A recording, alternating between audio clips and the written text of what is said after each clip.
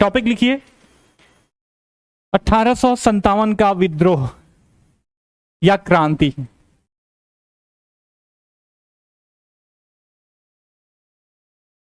$1857 का विद्रोह या क्रांति।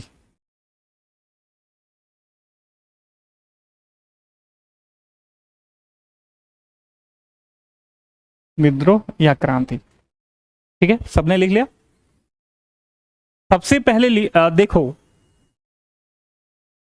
पहले यहां पे एक बात समझो, विद्रोह का मतलब मैं हमेशा ही बताता हूं अपने एस्पिरेंट्स को, जो भी स्टूडेंट मेरे से जुड़े होते हैं, कि कभी भी कोई टॉपिक पढ़ने जाओ तो पहले उसे खुद से जो भी आपकी बौद्धिक क्षमता है उसको डिकोड करने की कोशिश करो।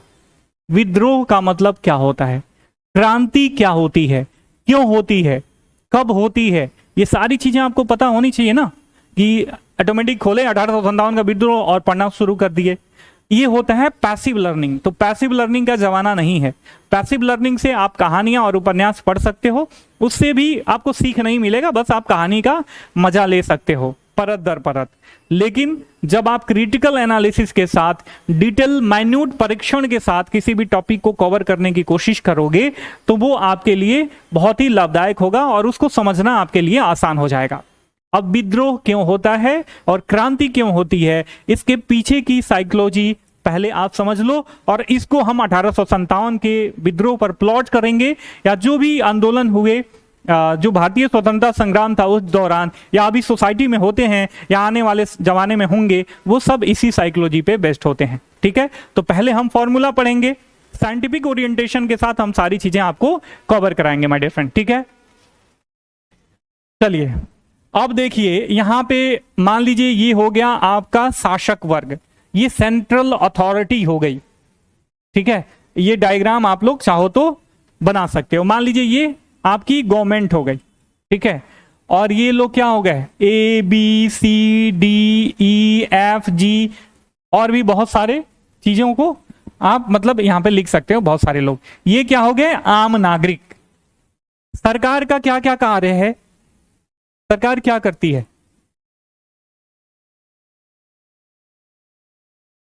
वेलफेयर का, सोसाइटी के वेलफेयर का मुख्य कार्य जो है सरकार का है। और वो वेलफेयर सोसाइटी की स्थापना कब हो सकती है, जब जो भी आधारभूत आवश्यकताएं हैं सोसाइटी की वो पूर्ण होती रहें। ठीक है, या जो डायनेमिक चेंजेस आते हैं सोसाइटी की, उसके सोसाइटी में उसके अनुसार जो रिक्वायरमेंट है उसकी प्रतिपूर्ति होती रहे। ठीक है, तो जब शासक वर्ग, ठीक है, केवल अपने सत्ता के लालच में अपने कुर्सी से दबकर रह जाता है, अपना पक्ष पोषण करता है, अपनी आर्थिक उन्नति करता है और अपने सपोर्टरों की आर्थिक उन्नति करता है, और आम लोगों के बारे में क्या करता है, सोचना बंद कर देता है, तभी आम लोगों के मन में क्या होती है, उद्वेलन होती है। जो शासक वर्ग है उसके विरुद्ध जाने की क्या होती है, एक मतलब मनोविज्ञान पनपता है कि ना भैया फलाना जो बैठे हुए हैं सेंट्रल अथॉरिटी बन के, वो हमारी बात ही नहीं सुनते हैं। ठीक है, तो जब एक बार उद्वेलन होगा ना तो सरकार को पता चल जाएगा, या जो भी सेंट्रल अथॉरिटी होगी, चाहे राजतंत्र की बात करें या प्रजातंत्र की बात करें माय डियर फ्रेंड, ठीक है, इसको पता चल जाएगा। तो ये क्या करेगा, सुधार की प्रक्रिया कराएगा। ठीक है, अब आएंगे कोई नेताजी, कहेंगे नमस्कार भाइयों एवं बहनों, देखो हमसे ये गलती हो गई, इसमें सुधार किया जाएगा। पानी आपको 24 घंटे दिया जाएगा, पीने योग्य पानी दी जाएगी आपको, बिजली 24 घंटे दी जाएगी, शिक्षा A1 क्लास की दी जाएगी, स्वास्थ्य के लिए जो भी बेसिक सुविधाएं हैं वो उसके लिए पूरा इंफ्रास्ट्रक्चर जो है आपका डेवलप कराया जाएगा, वगैरह वगैरह, जिससे भी वेलफेयर सोसाइटी की स्थापना होती है। और उस स्थापना को लेकर जो भी आयाम और रास्ते अपनाए जाते हैं सबका प्रॉमिस करा जाएगा शासक वर्ग के द्वारा। इसे क्या बोलते हैं, सुधारात्मक प्रक्रिया। लेकिन शासक वर्ग के द्वारा इतिहास के पन्नों को जब आप पलटोगे तो इतिहास के पन्नों पर दर्ज जो भी क्रांति के पीछे के कारण रहे हैं ना, ये आप देखोगे उसमें सुधार, हमेशा सुधार का प्रॉमिस शब्द में रहा है, सूडो रहा है। ये बहुत ही धीरे धीरे होने वाली प्रक्रिया है। पता चले कि कोई नेताजी हैं जिनको आपने चयनित करके भेज दिया, वो बिहार के मुख्यमंत्री बन गए और उन्होंने प्रॉमिस करा कि ये हम सुधार करेंगे, ठीक है। 2 साल बीत गया, अब जनता उनको गाली देने लगी, फिर आए पब्लिक में कहे कि नहीं देखो इतना सुधार हो गया है, फिर पता चला और आगे आने वाले 3 सालों में मैं ये चीजें आपके लिए करूंगा। वो क्या है? सुधारात्मक प्रक्रिया है, काफी स्लो होती है और वो छद्म होती है, ठीक है। जब ये छद्म सुधार का आवरण लोगों के मन में, जो नेताओं के द्वारा, शासक वर्ग, नेता ही नहीं मतलब नेता तो आजकल के लिए एक टारगेट पॉइंट हो गए हैं, शासक वर्ग के द्वारा जो कैमोफ्लेज क्रिएट किया जाता है तो कुछ समय के बाद टूट जाता है। वो ध्यान से सुनना, काफी मतलब बहुत ही फिलोसॉफिकल चीजें हैं, साइकोलॉजी है, फिलॉसफी है, दोनों चीजें इसमें इंक्लूड हैं। तो जब टूटता है ना तो जनता के मन का जो उद्वेलन है वो अब नहीं रुक पाता है, क्योंकि छद्म आवरण टूट गया। लगातार जो सुधार की प्रॉमिस करी जाती आ रही थी, अब जनता को लग गया कि ये आदमी हमें नीचा दिखा के और हमारा शोषण करके केवल अपने बाल बच्चों को, अपने पक्ष पोषकों को क्या कर रहा है? उनकी उन्नति कर रहा है। इसलिए जनता जो है वो क्रांति पे और विद्रोह पे उतर जाती है। तब क्रांति होती है और विद्रोह होता है और आमूल चूल परिवर्तन रातों रात हो सकते हैं माय डियर फ्रेंड, ठीक है।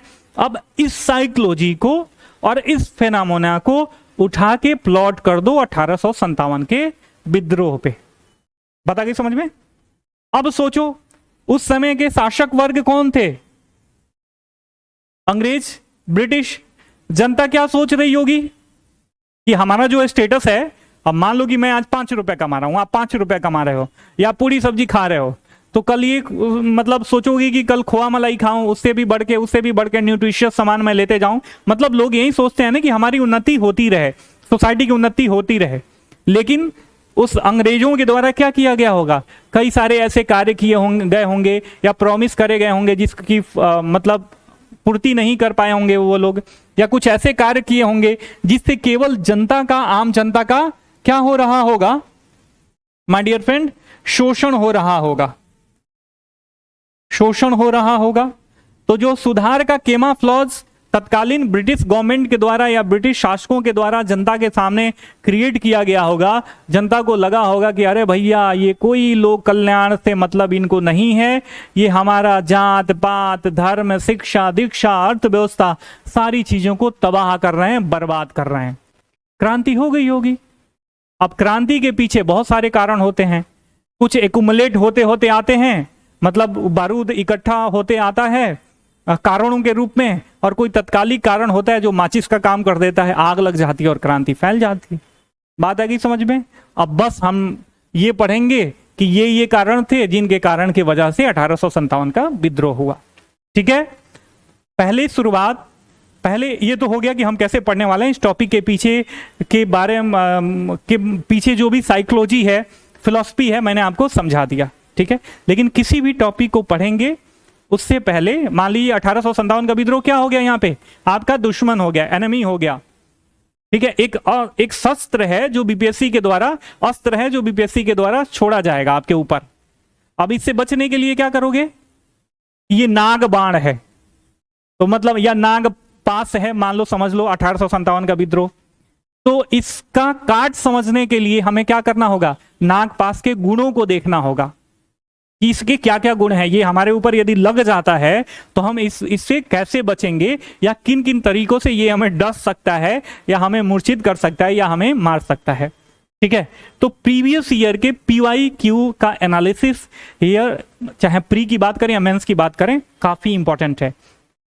तो आप सब जो है अनसॉल्व या सॉल्व, जो भी आपके पास मार्केट में अवेलेबल बुक है जिस पे आप ट्रस्ट करते हो, प्रीवियस ईयर का आज ही खरीद लेना, if you are serious about that.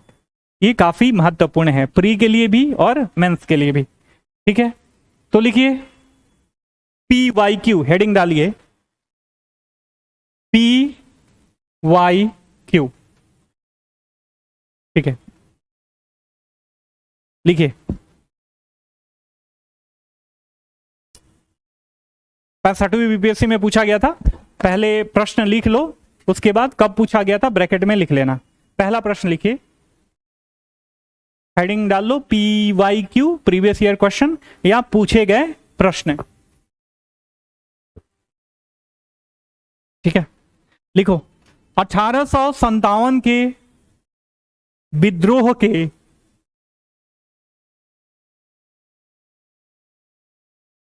क्या कारण थे? Question mark. बिहार में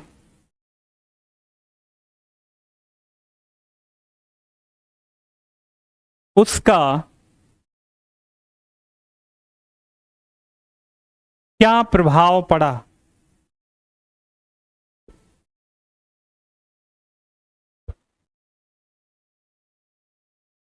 या क्या प्रभाव था? क्वेश्चन मार्क दे दो। और ये पूछा गया था 65वीं BPSC में।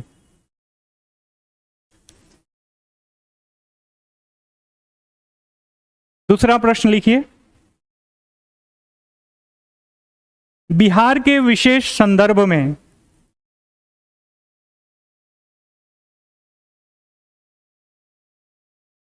बिहार के विशेष संदर्भ में 1857 की क्रांति के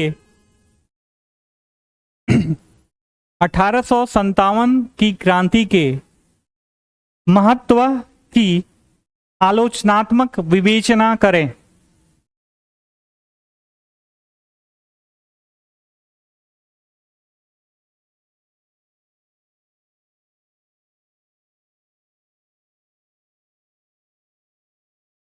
ये पूछा गया था 56वीं से 59वीं BPSC में।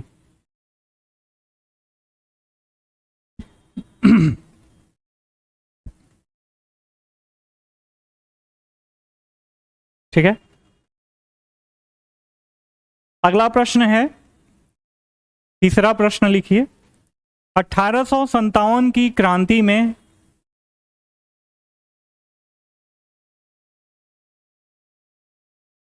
वीर कुंवर सिंह के योगदान का या कुंवर सिंह के योगदान का आलोचनात्मक परीक्षण करें।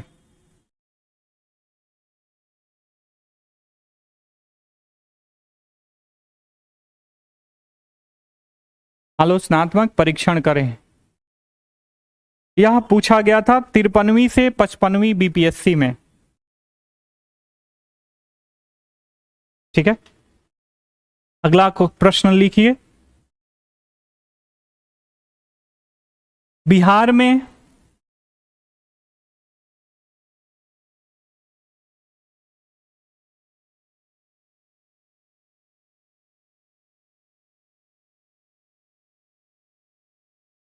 बिहार में 1857 के विप्लव के उद्भव के कारणों की विवेचना करें तथा इसकी असफलता का उल्लेख करें तथा इसकी असफलता का उल्लेख करें। 47वीं BPSC 2007 में ये प्रश्न पूछा गया था। ठीक है,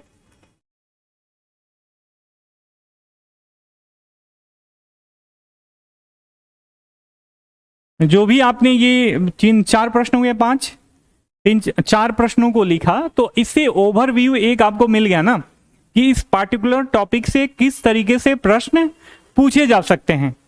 ठीक है, अब लिखिए 1857 का विद्रोह।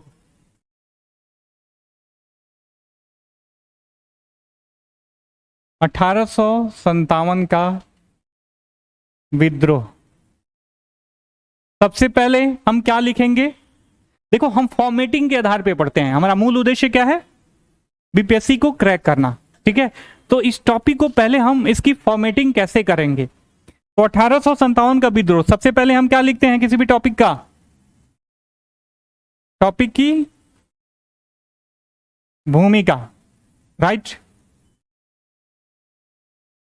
फिर क्या लिखेंगे? विद्रोह के कारण।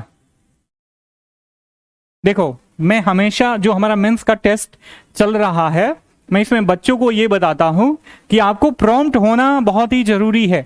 ठीक है, प्रॉम्प्ट होने के मतलब आप 50 ठो टॉपिक पढ़ के जाते हो, पता चले उसमें से 4 टॉपिक को मिला के एक बार करंट अफेयर्स का क्वेश्चन बना के पूछ दिया जाए, तो आप क्या करोगे? उसकी फॉर्मेटिंग करना काफी अनिवार्य है। फॉर्मेटिंग करने का मतलब आपको रास्ता मिल जाएगा कि मुझे इन टॉपिक के अंतर्गत इस पार्टिकुलर प्रश्न को डील करना है, आंसर राइटिंग करनी है। ठीक है, तो हम क्या लिखेंगे? विद्रोह के कारण।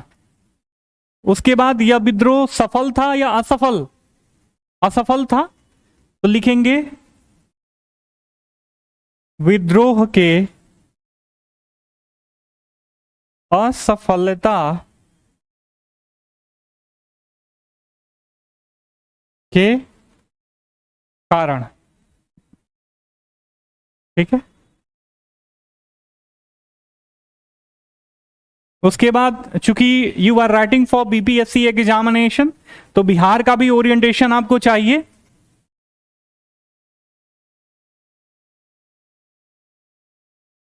तो क्या लिखेंगे? बिहार में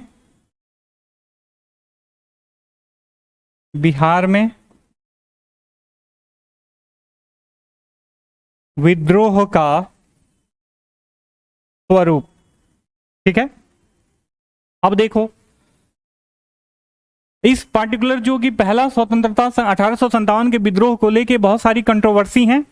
कुछ लोग कहते हैं कि ये सभ्यों और असभ्यों के बीच की लड़ाई थी, कुछ लोग कहते हैं सिपाही विद्रोह था, कुछ लोग कहते हैं ये मतलब स्वतंत्रता संग्राम की पहली बड़ी लड़ाई थी, कुछ लोग कुछ और कहते हैं, कुछ लोग कुछ और कहते हैं। क्यों कहते हैं?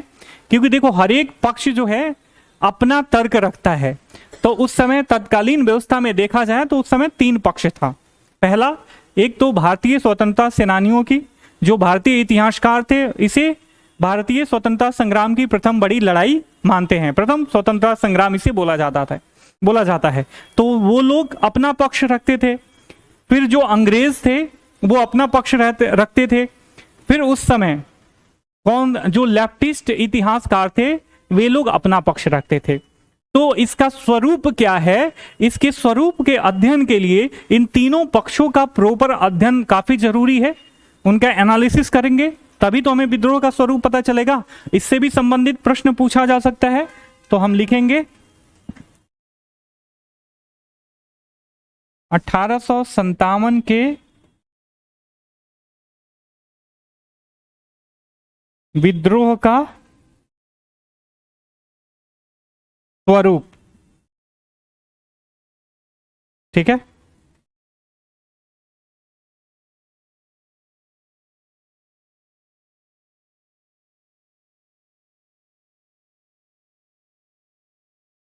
विद्रोह का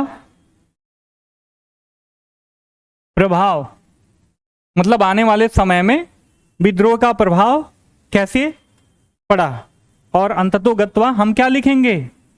कंक्लूजन, निष्कर्ष माय डियर फ्रेंड। ठीक है, पढ़ने में आ रहा है ना?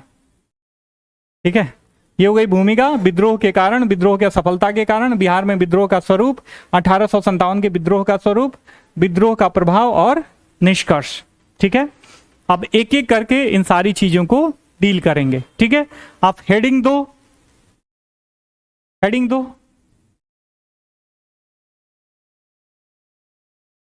विद्रोह के कारणों की व्याख्या।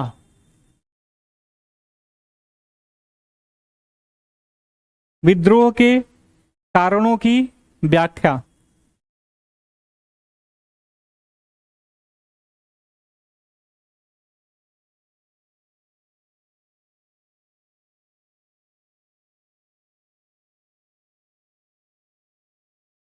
विद्रोह के कारणों की व्याख्या। अब आप ऐसे लिख लो, कारण, इसको सर्कल कर दो। देखो, जब ऐसे लिखते हो ना तो पहली बार में थोड़ा सा माइंड मैप वगैरह, थोड़ा सा डायग्राम वगैरह बना लो, उसके बाद आप एलोबरेट करते रहो। ठीक है, जब एग्जामिनर आपकी कॉपी चेक करेगा ना तो उसको पता चल जाएगा इस फलाने फलाने टॉपिक के तहत इस पार्टिकुलर बंदे ने इसको छूने की कोशिश करी है, लिखने की कोशिश करी है, और उसके बाद उसको ओवरव्यू मिल जाता है कि इसको प्रॉपर जानकारी है, सारे आयामों की जानकारी है। तो एलोबरेशन तो कोई पढ़ता नहीं है ना, एग्जाम बहुत सारी कॉपियां होती हैं, उतना बैठ के एक एक शब्द तो कोई पढ़ता नहीं है। हम टेस्ट पेपर में आपकी कॉपी चेक करेंगे तो आपके एक एक शब्दों का अवलोकन हमारे द्वारा होगा, बट एग्जामिनर नहीं करेगा। ठीक है, जैसे कारण क्या हो गए, सामाजिक, आर्थिक, राजनैतिक, ऐसे लिखिए, धार्मिक,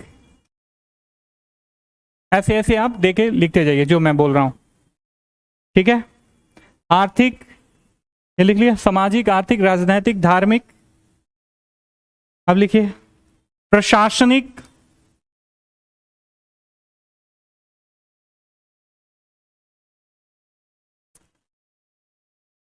बाहरी संघर्षों का प्रभाव,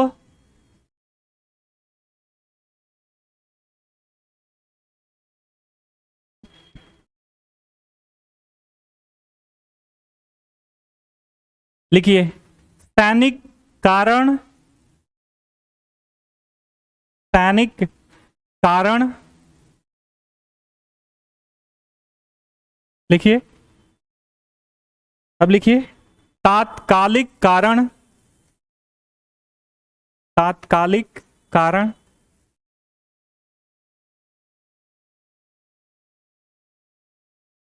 ऐसे जो आप डायग्राम ऐसे जो लिखे हो ना, ऐसे लिखने से बचो, थोड़ा सा आप स्पेस ले लो।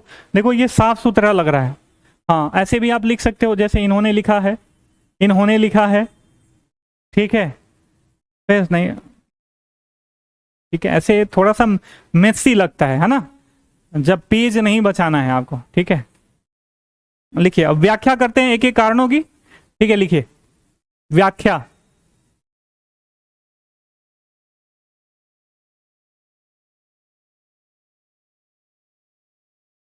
क्या है, आर्थिक कारण है,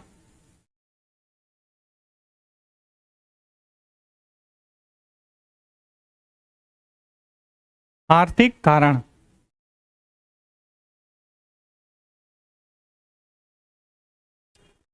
पहला लिखिए व्यापार विनाश,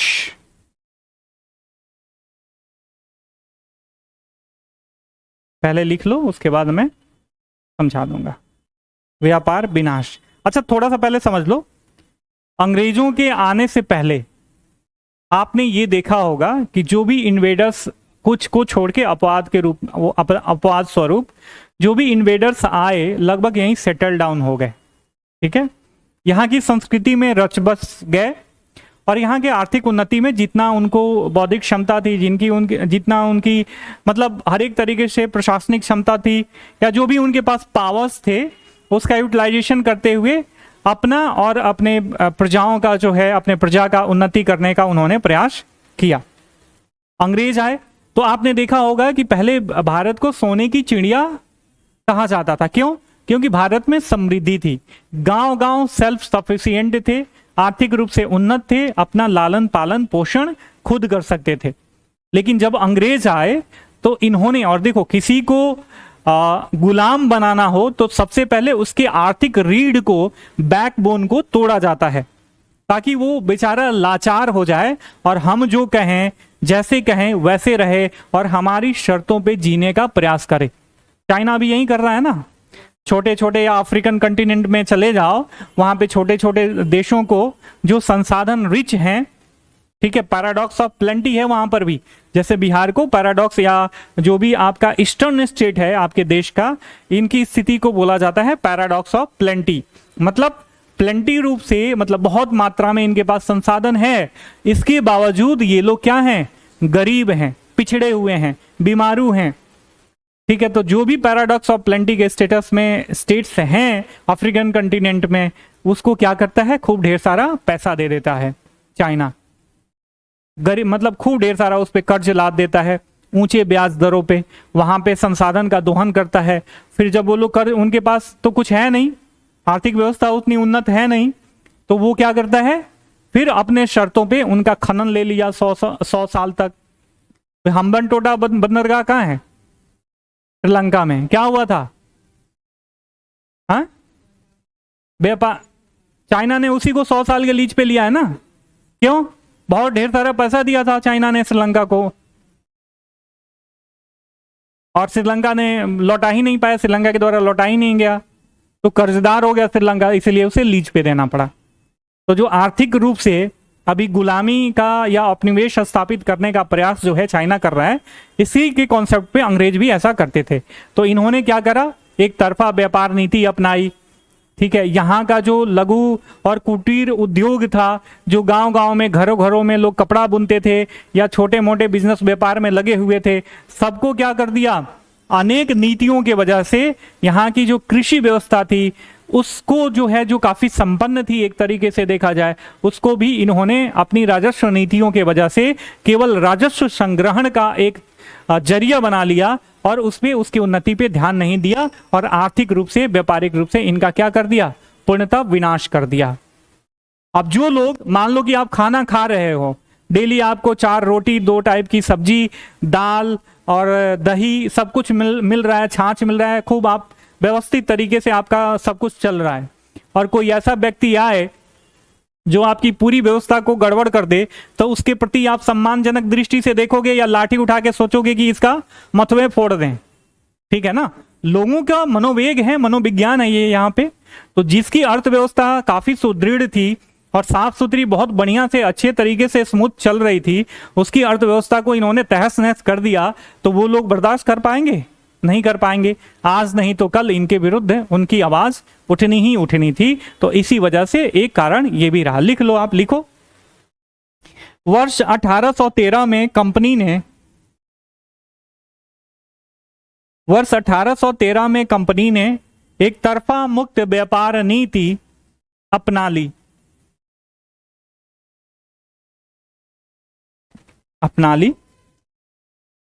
इससे ब्रिटिश व्यापारियों को आयात की पूरी छूट मिल गई। इसको और एलोबोरेट करेंगे जब हम आर्थिक नीतियां पढ़ेंगे ना, तो इसका एलोबोरेशन और करेंगे। काफी इंपॉर्टेंट ये टॉपिक है। इससे ब्रिटिश व्यापारियों को आयात करने की पूरी छूट मिल गई। ये लोग करते, एक बार और समझ लो, ये मान लो ये हो गया आपका ब्रिटेन और ये हो गया आपका इंडिया। ठीक है, व्यापार कैसे होता है? द्वितरफा व्यापार हो रहा है। मान लो कि ये जो अब इनका प्रोड्यूस है, चाहे वो रॉ मटेरियल के रूप में या कोई फाइनल प्रोडक्ट के रूप में, ये क्या करते हैं, किसी अन्य देश को सप्लाई करेंगे। तो इंडिया वाले ब्रिटेन को सप्लाई करते थे। ठीक है, और ब्रिटेन से जो भी चाहे फाइनल प्रोडक्ट हो या जो भी रॉ मटेरियल हो, इंडिया वालों को आवश्यकता पड़ती थी, तो इंडिया को ये लोग क्या करते थे, बेचते थे। ठीक है, अब एक तरफा मुक्त व्यापार नीति के तहत ये हुआ, अंग्रेजों ने ये करा कि इन पे जो है आयात शुल्क, यदि इंडिया जो है कुछ एक्सपोर्ट करना चाहता है ब्रिटेन को, और ब्रिटेन के जो इंपोर्टर हैं उन पे क्या करेगा, ये जो फाइनल गुड्स दायरा, इस पे टैक्सेस जो है काफी ज्यादा लेवाइड कर देगा। ठीक है, आयात शुल्क जो है काफी ज्यादा बढ़ा देगा। तो ये सामान जो जा रहा है, जब इस पे शुल्क लगेगा तो इसको मतलब इसका दाम निकालने के लिए अधिक दामों पे बेचना पड़ेगा। तो क्या कोई इस मार्केट में खरीदेगा? नहीं खरीदेगा। तो इंडिया का एक्सपोर्ट क्या हो गया, बिल्कुल बंद। और जो लोकल मार्केट था ना, जो लोकल मार्केट, ये क्या करे, यहां से रॉ मटेरियल खूब लेके जा रहे थे। रॉ मटेरियल वगैरह एक तरफा रूप से व्यापार में उस पर कोई ज्यादा टैक्सेज वगैरह नहीं था, रॉ मटेरियल खूब लेके जा रहे थे। मशीनीकृत औद्योगिकरण हो गया था। मशीनीकृत फाइनल प्रोडक्ट को सस्ते दामों पे ले आके यहाँ पे क्या कर देते थे, डंप कर देते थे। अब यहाँ पे कोई सेंट्रल अथॉरिटी नहीं थी, गवर्नमेंट, इंडियन गवर्नमेंट नहीं थी जो मतलब इंडिया के लोगों के द्वारा चुन के भेजी जाए, या मतलब कोई राजतंत्र नहीं था जो इंडियंस का हो कि इस पे भी क्या करे, इंपोर्ट ड्यूटी ज्यादा लगाए। तो ये सस्ते दामों पे यहाँ पे सामान अवेलेबल हो जाता था। तो यहाँ पे हथकरघा या हाथ से निर्मित चीजें जो है मार्केट में है। ठीक है, मान लो एक कोई सामान है, ये हाथ से निर्मित किया गया है, मैनुअल लेबर इस पे खूब लगा है, खूब समय लगा है, खूब लेबर लगा है, तो इसका प्राइस क्या होगा? ऑब्वियस हाई होगा।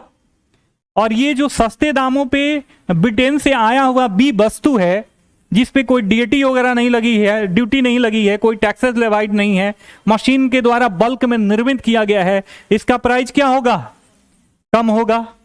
और थोड़ा बहुत टेक्नोलॉजी के तहत ये क्या करते थे, इसको टिकाऊ वगैरह भी बना देते थे, चमकीला वगैरह भी बना देते थे। तो इन दोनों वस्तुओं में कंपटीशन होगा, और आप एक बायर हो तो आप किसको खरीदना चाहोगे? जो कम पैसे में मिल रहा हो।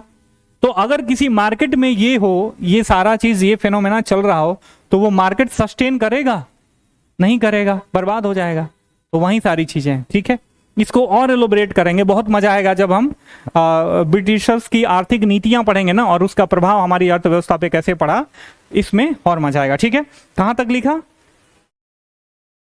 ब्रिटिश व्यापारियों को आयात की पूरी छूट मिल गई, पूर्ण विराम। अंग्रेजों द्वारा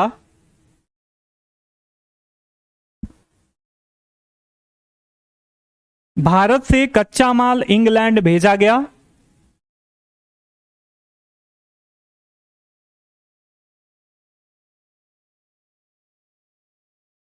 इंग्लैंड भेजा गया तथा वहां से मशीनों द्वारा तैयार माल भारत आने लगा। मशीनों द्वारा तैयार माल भारत आने लगा। इससे भारतीय उद्योग धंधे नष्ट हो गए और भारत दिन प्रतिदिन निर्धन होने लगा।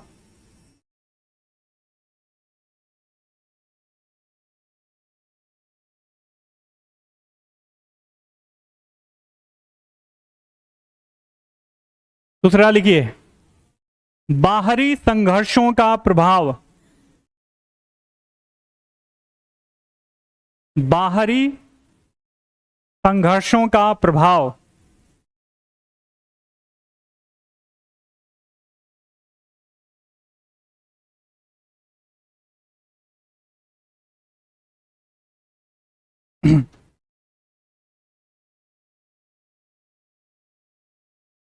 ठीक है।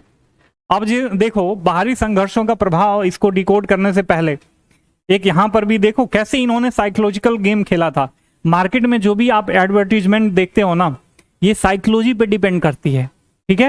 मतलब जैसे पहले एक सैमसंग की टीवी आती थी, मतलब टीवी तो अभी भी आती है, वो अपने सर्विस जो प्रोवाइड करती है सैमसंग डोर टू डोर, उसको उन्होंने मतलब उसकी मार्केटिंग किस तरीके से की कि एक अंधा कपल है जो नॉर्थ ईस्ट में कहीं किसी असम की पहाड़ी वगैरह में कहीं रह रहा होता है, तो वो कॉल करता है सैमसंग टीवी को, और सैमसंग टीवी जो है एकदम रास्तों से, कई रास्तों से, मतलब उबड़ खाबड़ रास्तों से, पहाड़ी इलाकों से जो है गुजर के वहां तक पहुंचती है, और इस आशा में कि वहां के जो लोग होंगे मतलब मतलब अच्छे तरीके से रह रहे होंगे, और जो आदमी होगा वो अच्छा कंडीशन में होगा। जब ये लोग देखते हैं कि वहां पे क्या है, एक अंधी औरत है, ऐसे कुछ मेरे को जहां तक याद है, ऐसे कुछ क्या था, एक ऐड था उनका, तो वहां पे ये लोग क्या दर्शाना चाहते हैं कि हमारी सर्विस जो है पहाड़ की ऊंचाइयों तक, चाहे वो रेनिंग हो, भूस्खलन हो, उसकी उन सारी बाधाओं को पार करके हम वहां तक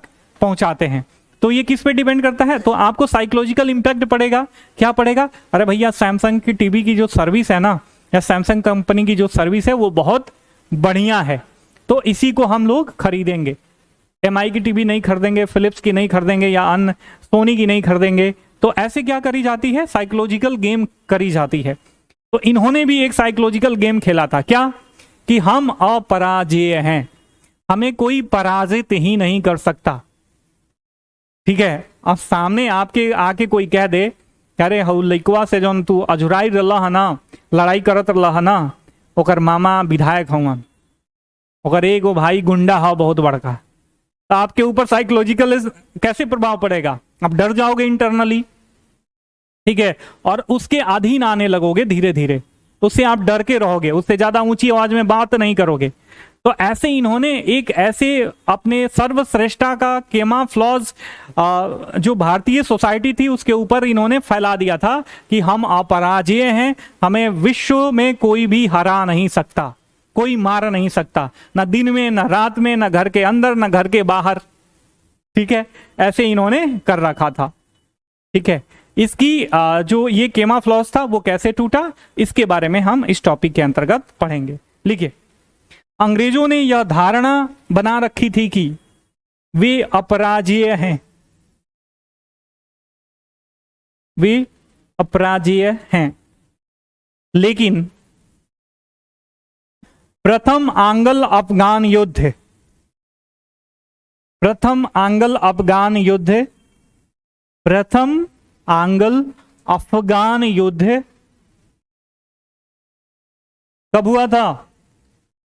1800, ब्रैकेट में लिख लेना उसके आगे, 1838 से 1842, कौमा पंजाब युद्ध,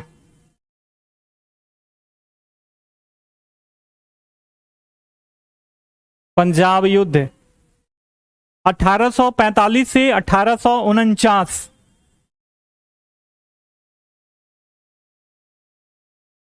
कौमा क्रीमिया युद्ध,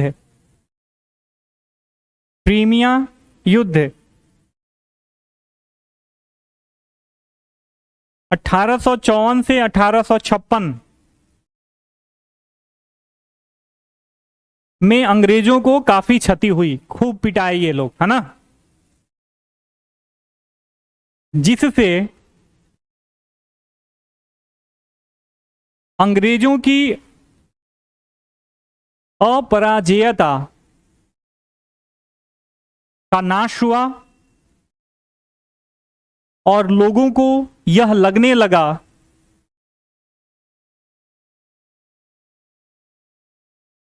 कि वे भी अंग्रेजों को हरा सकते हैं। ठीक, अब मतलब कहने का मतलब, इसे ठेठ भाषा में समझो, नॉर्मल उदाहरण के साथ, कि गांव के मंगरू पहलवान हैं, उन्होंने खूब बॉडी सॉडी बना रखी है अपनी दिखाने के लिए, और पता चले गांव का एक छोटू भैया आता है, उससे लड़ाई हो जाती है तो दो चार पटकनियां धोबी पटकान उनको पछाड़ देता है। ठीक है, अब पहले जो आप डर रहे थे मंगरू पहलवान से, आपके सामने अगर कोई उनको पटक देता है दो चार बार, और वो भी उनसे दुबला पतला आदमी, तो क्या आप उनसे डरोगे? ठीक है, साइकोलॉजिकल बूस्ट मिल जाएगा, अरे छोटू भैया तो इनके मार के इनकर हालत खराब कर दे रहे हैं, तो हम भी कर सकते हैं। तो इंडियन लोगों को भी लगा कि ये अपराजेय नहीं है, ये हमें बेवकूफ बना रहे थे इतने दिनों से। ठीक है, तो ये कारण डिकोड हो गया। अगला कारण लिखिए, सैनिक कारण।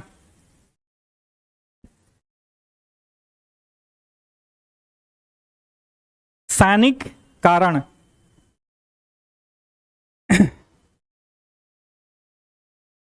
ठीक है, यहां पे थोड़ा सा रुको और समझो। आपको ये बात तो पता होगी ना कि अंग्रेजों को भारत में साम्राज्य विस्तार में जो सबसे ज्यादा सहायता करी, किन्होंने करी? भारतीयों ने करी, भारतीय सैनिकों ने करी। क्यों करी? क्योंकि उनमें जो है राष्ट्रीयता की भावना की कमी थी। अखिल भारतीय कॉन्सेप्ट उसमें उस समय डेवलप नहीं हुआ था।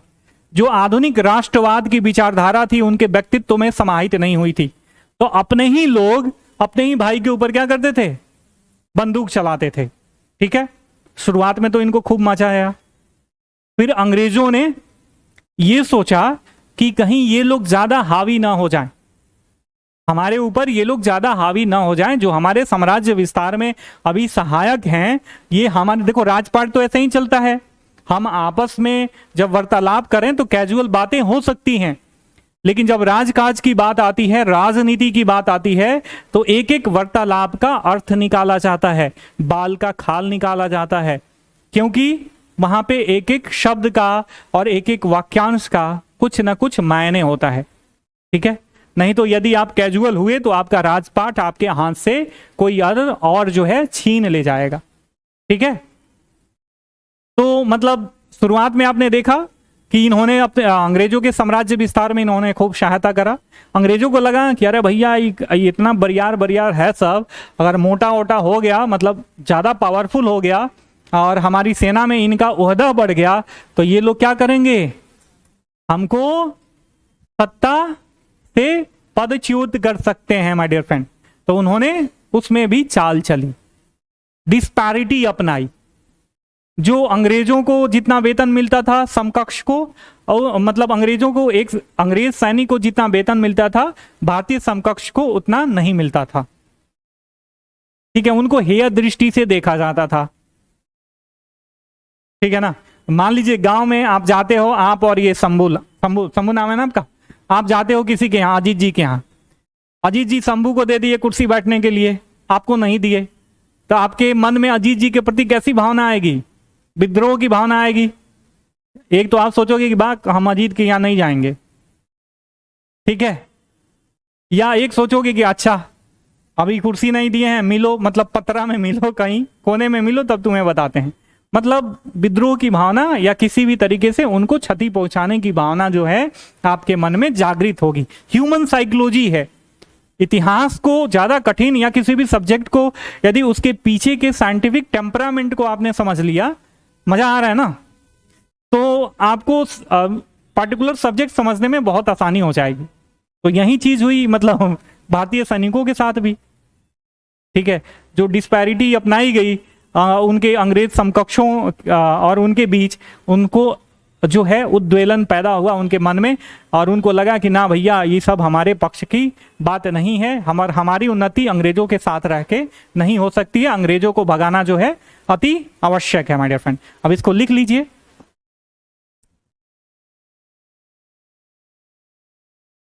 भारतीय सैनिकों को अपने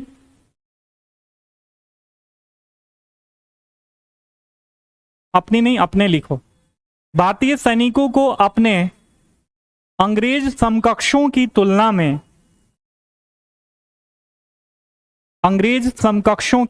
में कम वेतन दिया जाता था।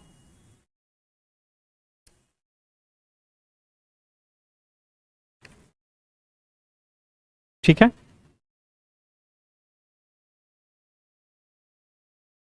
और हमारी सोसाइटी सनातन काल से ही अपने आर्ट एंड कल्चर से काफी जुड़ी हुई रहती है।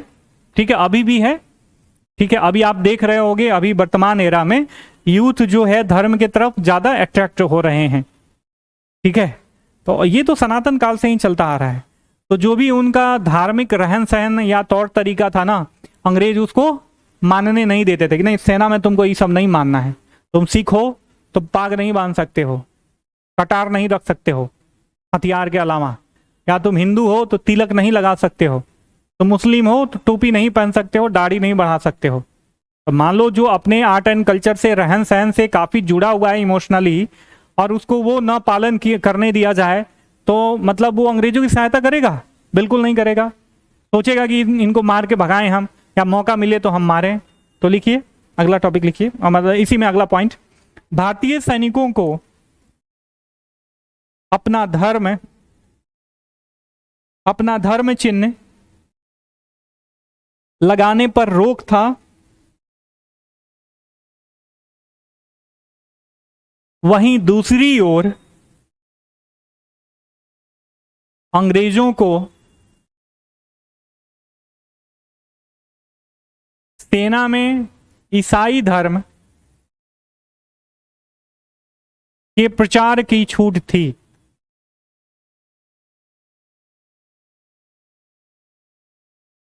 तो क्या सोचेंगे सब सिपाही लोग कि अरे दादा, ये हमारा धार्मिक चिन्ह तो हमें लगाने ही नहीं दे रहा है, और अपना धर्म आगे हमारे मतलब संस्था में हमारे लोगों के बीच खूब प्रमोट कर रहा है। ठीक है, तो वैसे ही विद्रोह का एक कारण ये बन जाता है। ठीक है, लिखिए, दूसरा लिखिए, सामान्य सेवा भर्ती अधिनियम, सामान्य सेवा भर्ती अधिनियम 1856 के अंतर्गत देखो कोई भी इंपॉर्टेंट एक्ट है, इंपॉर्टेंट लाइन है, इंपॉर्टेंट पर्सनालिटी है ना, उसको वाइल आंसर राइटिंग या वाइल मेकिंग नोट्स अंडरलाइन करना सीखो, है ना। इससे क्या होता है, जब आप आंसर राइटिंग करोगे तो इस आदत के वजह से जब एग्जामिनर आपकी कॉपी चेक करेगा तो क्या करेगा, वो पार्टिकुलर शब्द या पार्टिकुलर वाक्य पॉप आउट होता है आपके पूरी लिखावटों के समूह में, शब्दों के समूह से वो अलग उभरता है, तो उस पर ऑटोमेटिक दृष्टि जाती है, कीवर्ड्स होते हैं, और नंबर गेनिंग ये तरीका है, ठीक है। तो अंडरलाइन करना सीखो, ओवर अंडरलाइन से बचो, ठीक है। मीन्स आंसर राइटिंग करने आते हैं तो एक बहन आती है, वो पहले उसका ये तरीका था कि जब वो अंडरलाइन करती थी तो पूरा एक का एक पैराग्राफ अंडरलाइन कर देती थी, ठीक है।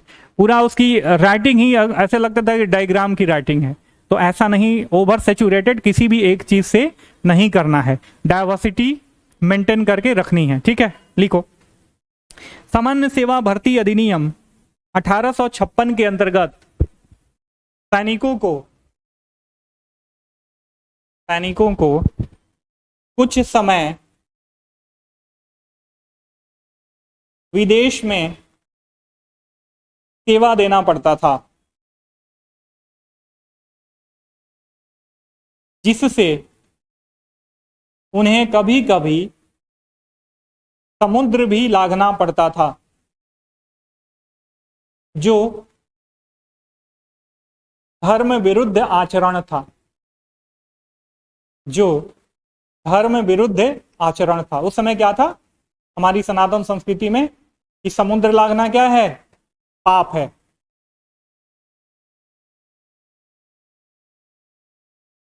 अगला लिखिए,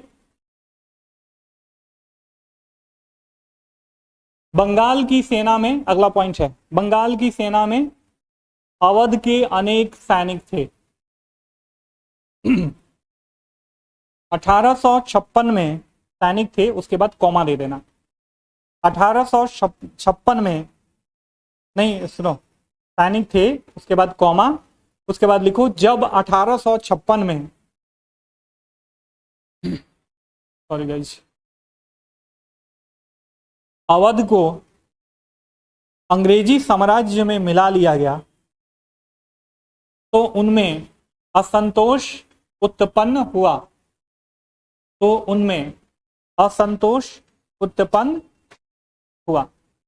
अब लिखो अगला, सामाजिक और धार्मिक कारण।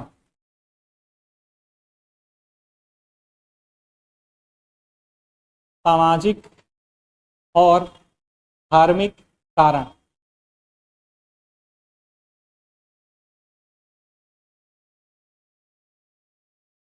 देखो मैं कहता हूं ना कि ये हमारे एजुकेशन सिस्टम की कमी रही है, और अभी भी बिहार में जो नए तौर तरीके से शिक्षकों की नियुक्ति जिस तरीके से हो रही है, जिनको एटलीस्ट ये तो पता होना चाहिए कि बिहार का राज्यपाल कौन है, या जिस संस्था के द्वारा, और वो प्रतिष्ठित संस्था है, राज्य की सबसे बड़ी एक संस्था परीक्षा लेने वाली मानी जा सकती है, बीपीएससी, लोक प्रशासकों की नियुक्ति होती है, उनके अध्यक्ष के बारे में ही भी पता नहीं होता है। तो ये शिक्षक हमारे आने वाले संततियों को या आने वाले जनरेशन को मैं ये नहीं कह रहा हूं कि 100% लोग उसमें नकारा है, लेकिन ये जो आंकड़ा है ना नकारों की, वो 70% के आसपास है। बिहार, ये बंगाल वाला ये जो रीजन रहा था ना प्राचीन, मतलब अंग्रेजों के समय में भी, ये बौद्धिक जागरण का केंद्र रहा है या बौद्धिकता का केंद्र रहा है। बिहार तो ऑटोमेटिक रहा है, लेकिन पता नहीं क्यों किसकी नजर लग गई कि मध्यकाल से ही जब बिहार किसी प्रमुख शासक के अधीन नहीं रहा, लवारिस रहा, किसी की नजर इस पे नहीं गई, तब से ही इसका डेमाइस जो है लगभग शुरू हो चुका है। आप पढ़ते हैं दिन रात, आपको ये बात पता होगी। और अभी ये दुर्दशा है कि बिहारियों में इतना टैलेंट होने के बावजूद भी बौद्धिक क्षमता में जो बाहर निकल जाते हैं वो तो ऑब्वियस आगे बढ़ जाते हैं। जो टॉपर्स हैं, पिछले बार आईएएस जो टॉपर्स थी बहनें, उनका एजुकेशनल बैकग्राउंड देखो, कहाँ दिल्ली यूनिवर्सिटी की, कोई आईआईटीएन है तो कोई कुछ है। जो बाहर चले जाते हैं वो पूर्ण रूप से उनका बौद्धिक विकास हो जाता है। लेकिन बिहार में जो एलिमेंट्री मतलब एजुकेशन की बात करें, जो प्राथमिक प्राइमरी एजुकेशन की बात करें, वो काफ़ी अभी मतलब बुरे दौर से गुजर रहा है, जिस पे सरकार का ध्यान नहीं जा रहा है। और इतना जल्दी जल्दी शिक्षकों की नियुक्ति क्या है, खानापूर्ति है, और इसके पीछे राजनीतिक मंशा है। कभी भी एक बात ध्यान में रखो, कभी भी बढ़िया अर्थशास्त्र और घटिया राजनीति एक साथ सरवाइव नहीं कर सकती माय डियर फ्रेंड, ठीक है ना। ये लंबा प्रोसेस होना चाहिए, शिक्षकों की नियुक्ति लंबी प्रक्रिया का एक परिणाम होना चाहिए, ना कि एक महीना में सब कुछ निकाल उकाल दिए और हो गया। भैया इससे हमारे आने वाले जनरेशन क्या होंगे, वो ह्यूमन रिसोर्सेज के रूप में, अच्छे ह्यूमन रिसोर्सेज के रूप में उनका डेवलपमेंट होगा। तो अच्छे लोग उनको शिक्षा देंगे तभी तो।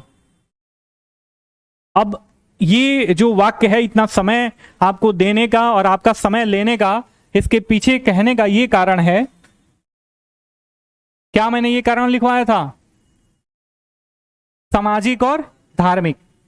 सामाजिक कारण, समाज में कुछ रीति रिवाज होते हैं माय डियर फ्रेंड, कुछ रूल्स एंड रेगुलेशन होते हैं जिसको हम दिन रात फॉलो करते हैं और उसी के क्या हो जाते हैं, एक तरीके से आदी हो जाते हैं, ठीक है। और जब उस प्रक्रिया में किसी भी तरीके का व्यवधान आएगा तो हम क्या होंगे, डिस्टर्ब हो जाएंगे। कहने का मतलब कि गाड़ी जो है हाईवे पे या एक्सप्रेसवे पे खूब स्मूथली दौड़ रही है और यहां पे अचानक से आपके सामने ब्रेकर आ जाए तो क्या हो जाओगे आप, डिस्टर्ब हो जाओगे, स्लो पड़ जाओगे, या आप गुस्सा हो जाओगे। आपका ब्रेकर आए और गाड़ी का पहिया क्या हो जाए, उछाल मार दे, आपको चोट लग सकती है। उतर के आप उस ब्रेकर को तोड़ने की कोशिश करोगे कि नहीं करोगे। तो सामाजिक और धार्मिक कारणों के पीछे भी यही साइकोलॉजी थी, ठीक है। हम क्या हो जाते हैं, आदी हो जाते हैं अपने आचरण के, अपने व्यवहार के, और उसमें सुधार लाना, रेडिकली यदि सुधार लाते हो ना तो सोसाइटी उद्वेलित हो जाती है और डिस्टर्ब हो जाती है माय डियर फ्रेंड, ठीक है। तो ये लोग भी क्या करे, रातों रात सती प्रथा बंद कर देते थे, कुछ भी कर देते थे ये लोग, ठीक है, जो धार्मिक। और ये लोग हमारे रीति रिवाजों पे बहुत ही भद्दा कमेंट भी कसते थे। तो जो हमारा रीति रिवाज है, हमारा रहन सहन है, उस पर कोई भद्दा कमेंट करेगा, हमारे धर्म को गाली देगा, तो क्या आप उसको बर्दाश्त करोगे, नहीं करोगे। बस इसके पीछे की साइकोलॉजी ये है। लिखो, डिकोड इसको करो।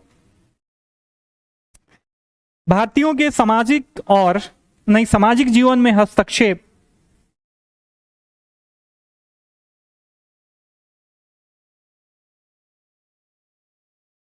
जिससे परंपरावादी एवं रूढ़िवादी जनता अंग्रेजों से रुष्ट हुई, जैसे रुष्ट हुई के बाद पूर्ण विराम, जैसे बेंटिक द्वारा सती प्रथा पर रोक, कौमा लॉर्ड कैनिंग द्वारा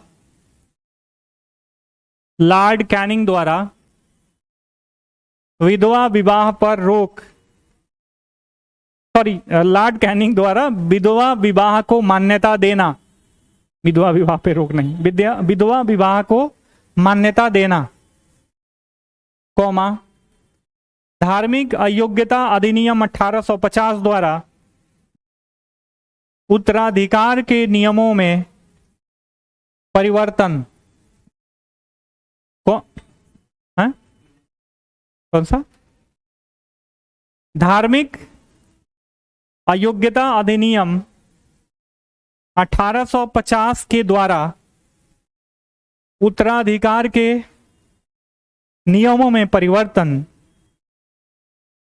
ईसाईयत का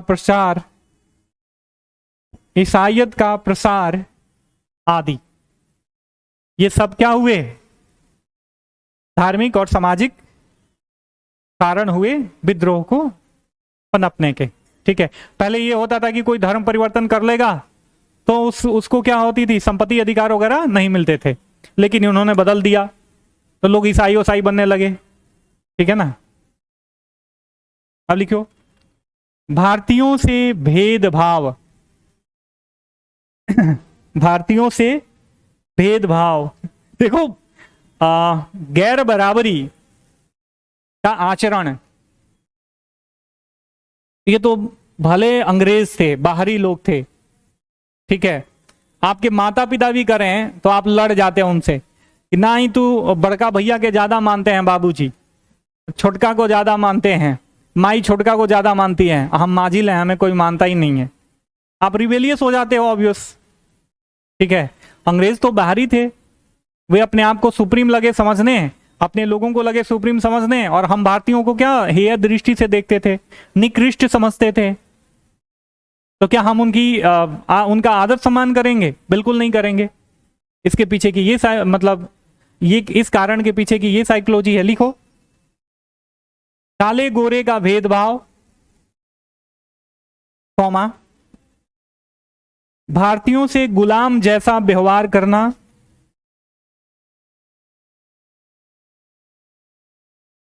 अंग्रेजों द्वारा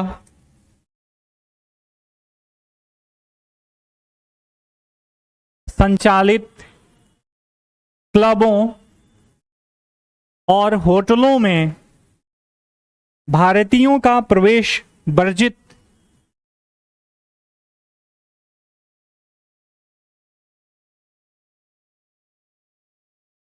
जैसे व्यवहारों ने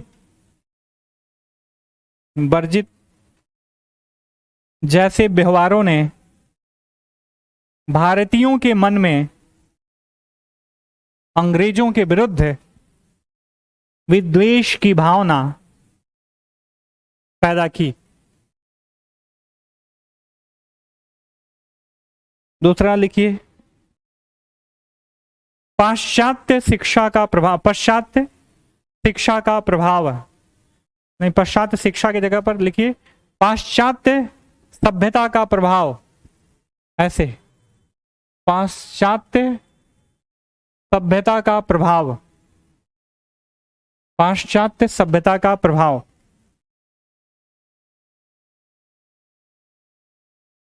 पाश्चात्य सभ्यता ने भारतीय समाज की मूल विशेषताओं को समाप्त कर दिया।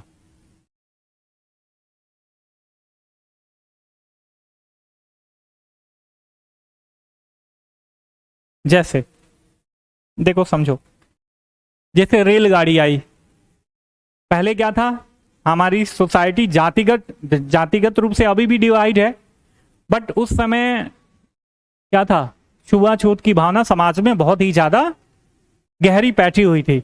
लोग किसी को टच कर लेते थे तो उनको लगता था कि भैया इससे हम छुआ गए, मतलब हम अछूत हो गए, ऐसी ऐसी धारणाएं थी। तो जब रेलगाड़ी वगैरह आई, उसके डब्बे में सारे लोग एक साथ ही तो जाएंगे, उसके डब्बे में तो कोई ये नहीं कह रहा भैया हम पंडित हैं, तू तथाकथित डोम है तो हमसे छुओ ना, नहीं है ना, नहीं कह सकते हैं, क्योंकि वहां पे सब लोग क्या हैं, समान हैं। वहां पे जातिगत विभेद मिट गया, छुआछूत की भावना मिट गई। हालांकि ये अच्छी चीज है, ठीक है, समाज में जो व्याप्त बुराइयां थी वो कुछ हद तक इसके वजह से, इसमें जो विषमता थी उसकी खाई जो है कम हुई। खाई एकदम से मिटी नहीं, लेकिन कम हुई। लेकिन जो रूढ़िवादी लोग थे, परंपरावादी लोग थे, वो लोग क्या हो गए, कुपित हो गए कि कौन सा सिस्टम चला दिया सब अंग्रेजवा, सब यहाँ फलानवा ढीमकानवा सिमकानवा सब एक लगे बैठता है सब। तो जो परंपरावादी और रूढ़िवादी हैं उनको पसंद आएगी ये बात? नहीं आएगी। तो वो लोग भी अंग्रेजों के विरुद्ध हो गए। लिखो, पाश्चात्य सभ्यता ने भारतीय समाज की मूल विशेषताओं को समाप्त कर दिया। ठीक है, ये लिख लिया यहां तक।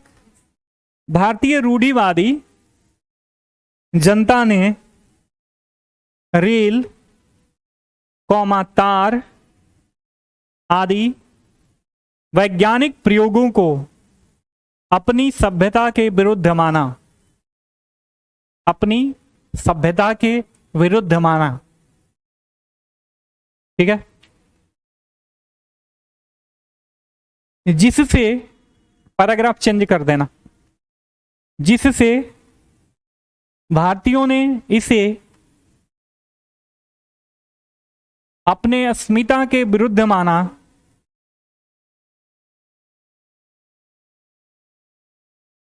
और अंग्रेजों से संघर्ष करने के लिए तैयार हो गए। किसी भी सब्जेक्ट को ना, किसी भी टॉपिक को, उसके पीछे के साइंटिफिक टेम्परामेंट को यदि आप समझ के पढ़े तो समझ जाइए कि वो टॉपिक हलवा हो गया। और आप सब लोग यदि आप हमसे जुड़े हुए हो तो आपके लिए मेंस का प्रिपरेशन क्या हो गया, बहुत ही आसान हो गया। ठीक है, ये है, इतनी गारंटी तो है कि आपका साइंटिफिक टेम्परामेंट मैं इतना राइज कर दूंगा कि अगर दुर्भाग्यवश किसी का मेंस रुक जाता है तो अगले अटेम्प्ट में या कोई कमी रह जाती है तो कभी वो जीवन में असफल नहीं होगा। मान लो किसी का बहुत प्रयास करते हैं, बहुत लोगों का नहीं हो पाता तो जीवन में कभी कहीं भी रहेगा, जिस क्षेत्र में भी रहेगा उच्चतम स्तर पे रहेगा। इसीलिए कहा जाता है ना कि जो आईएएस और पीसीएस का प्रिपरेशन है उसका जो मतलब जो पीछे भी रह जाते हैं वो बड़े ही होते हैं। ठीक है, वो छोटे नहीं होते हैं बौद्धिक स्तर पे। और जब इस बौद्धिकता का आप प्रयोग करोगे कहीं भी किसी क्षेत्र में तो आप ऑब्वियस वहां पे जो भी आपसे लोग जुड़े होंगे 2 4 10 20 सबका भला होगा, ना कि उनको किसी भी तरीके से हानि होगी। आपका परिवार बदल जाएगा, आने वाला जनरेशन, आपके बच्चों की शिक्षा दीक्षा, उनके सोचने का तरीका, तौर तरीका, सारी चीजें क्या होंगी, बदल जाएंगी। एजुकेशन का मतलब यही होता है। हमारा अल्टीमेट गोल है बीपीएससी को क्रैक करना, नो डाउट। लेकिन जो आप ये एजुकेशन, हर एक टॉपिक के पीछे आप देख रहे हो कोई ना कोई साइकोलॉजी है। समाज कैसे चलता है, समाज में जागरण कैसी होती है, समाज सुषुप्ता अवस्था में, जैसे बिहारी समाज अभी सुषुप्ता अवस्था में क्यों चला गया है, मैं आपको बताता हूं या बताया होऊंगा। ठीक है, कि ये जो स्थिति होती है ना, लोअर, पहला, दूसरा और तीसरा, ये 3 फेज होते हैं ह्यूमन लाइफ के। पहले फेज में कोई भी मानवीय समुदाय, समाज क्या सोचता है कि हमारा पेट पालन कैसे भी चलता रहे, पोषण होता रहे और हम जी रहे हैं, बस यही काफी है। इसकी प्रतिपूर्ति आ जाती है तो हो जाती है तो सेकंड स्टेज में व्यक्ति पहुंचता है। इसमें ये फिजिकल मतलब भौतिकवाद की तरफ ज्यादा इनका इंक्लाइनेशन हो जाता है कि हमारे घर में एसी हो, हमारे बच्चे ऊंचे हायर एजुकेशन वो करें, हमारे बढ़िया गाड़ी हो, बीएमडब्ल्यू हो, मर्सिडीज हो, ये मॉल हो, ये हो, मतलब सब कुछ फलाना ढिमकाना जो भी भौतिकवाद के अभी पर्याय हैं सब इनके पास होना चाहिए। जब इससे आदमी संतृप्त हो जाता है तो ये पैरा मोटिवेशन वाले स्टेज में पहुंचता है माय डियर फ्रेंड। अब इसमें यह लोक की बात नहीं होती है, परलोक की बात होती है। अपने उत्थान की बात नहीं होती है, दूसरों के उत्थान की बात होती है। ठीक है माय डियर फ्रेंड, तो जब आप बढ़िया से पढ़ लेते हो ना तो ये पैरा मोटिवेशन वाली स्थिति में आप होते हो। आपको सरस्वती का आशीर्वाद मिल गया, और सरस्वती का आशीर्वाद मिल गया तो लक्ष्मी माता जो है वो सहोदर लगभग बहनें हैं, वो आएंगी ही आएंगी। ठीक है, आपके पास आएंगी, एनी हाउ आएंगी, कहीं भी रहोगे आपके पास आएंगी। और जब सरस्वती और आपके पास लक्ष्मी है तो शक्ति भी पीछे नहीं रहती हैं, तीनों माताएं साथ साथ चलती हैं माय डियर फ्रेंड। ठीक है, तो ऐसा एजुकेशन सिस्टम होना चाहिए, ऐसी आपकी शिक्षा दीक्षा होनी चाहिए। ठीक है ना, कहने का पर्याय यही है कि बढ़िया से पढ़ो, जो भी पढ़ रहे हो बढ़िया से पढ़ो, उसके पीछे क्या कारण है, क्यों हो रहा है, कैसे घटित हो रहा है, ये सारी चीजों को आपको पढ़ना चाहिए। ठीक है, तो ये हो गया हमारा एक टॉपिक हो गया। दूसरा लिखिए तत्कालिक कारक, तत्कालिक कारण।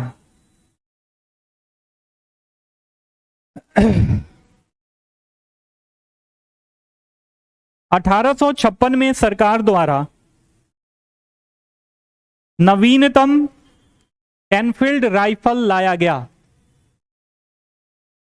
नवीनतम एनफील्ड राइफल लाया गया।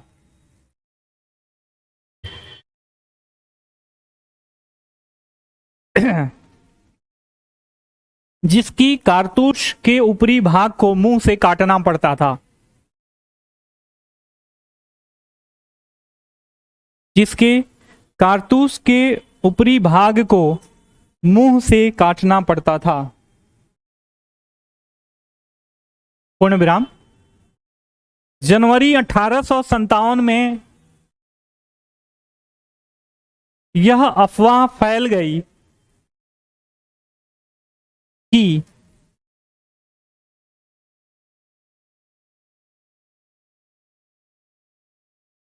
इस नए चर्बी वाले कारतूस में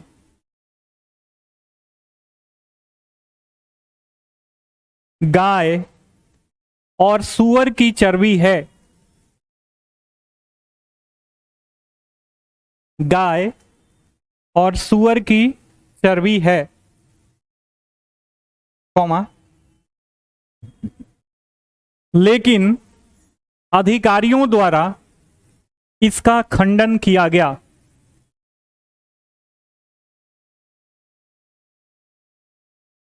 ठीक है, पूर्ण विराम।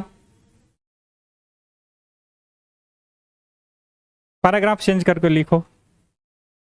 परंतु वास्तविकता यही था, वास्तविकता यही थी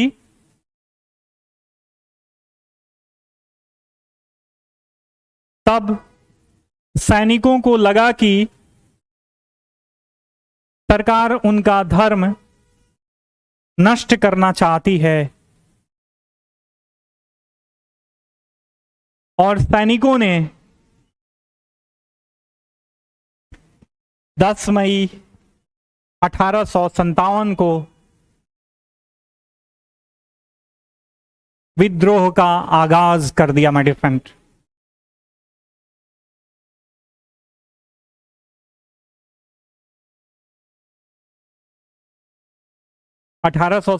को विद्रोह का आगाज कर दिया।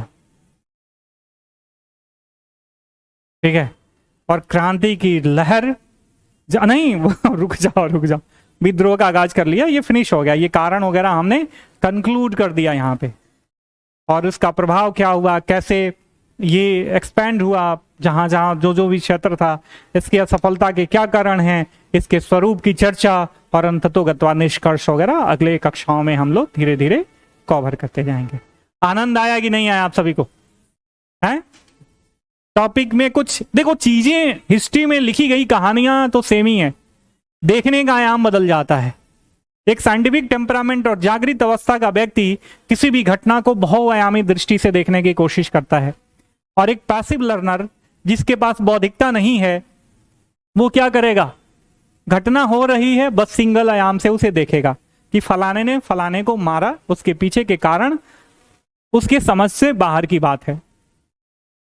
ठीक है, तो साइंटिफिक टेम्परामेंट देखो, साइंटिफिक टेम्परामेंट के साथ किसी भी सब्जेक्ट को, किसी भी टॉपिक को आप लोग पढ़ने की कोशिश करो। ठीक है, मिलते हैं अगली कक्षा में, तब तक के लिए धन्यवाद।